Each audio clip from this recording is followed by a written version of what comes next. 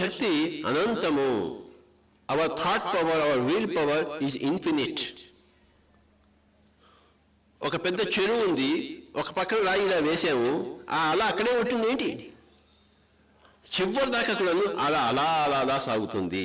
నువ్వు ఇక్కడ రాయి వేసావు, అక్కడ అల కదిలింది. ఇక్కడ మనం ధ్యానం చేసావు, ప్రపంచం అంతా అలలన్నీ సృష్టించబడతాయి. ఇక్కడ మనం హాయిగా జీవిస్తున్నాం, మన హాయి అంతటా ప్రసరిస్తుంది. ఇక్కడ మన అజ్ఞానంతో ఉంటే మన అజ్ఞానం అంతా ప్రసరిస్తుంది. ఇక్కడ మన సుజ్ఞానంతో ఉంటే మన సుజ్ఞానం అంతటా ప్రసరిస్తుంది. ఒక చిన్న రాయి ఇక్కడ వేసాము, దాని అలా అక్కడ దాకా చూడొచ్చు మనం ఆలని. Everything is connected. ఈ వాటర్ అంతా కనెక్టెడ్. కనుక ఇక్కడ రాయి వేస్తే ఈ కనెక్షన్ వలన మొత్తం అంతా కూడా ప్రతిస్పందిస్తోంది. అలాగే ద హోల్ సృష్టి ఈజ్ వన్ కనెక్టివిటీ. ఎక్కడ ఏం చేసినా అది ఇంకో ఎక్కడో దాని యొక్క ప్రభావం చూపిస్తూనే ఉంటుంది. మనమందరం గొప్ప ధ్యానులము.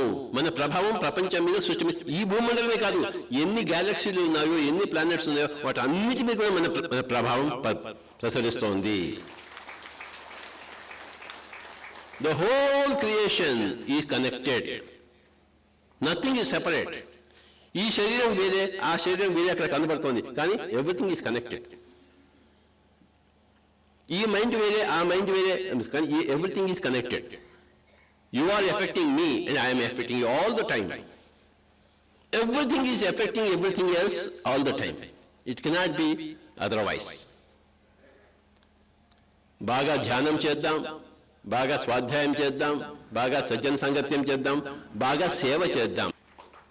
కనుక మై డియర్ ఫ్రెండ్స్, అందరూ కూడాను సేవలో తరించాలి, ధ్యానంలో తరించాలి, స్వాధ్యాయంలో తరించాలి, సజ్జన సాంగత్యంలో తరించాలి, సకల కళలలో తరించాలి, సకల విద్యలలో తరించాలి.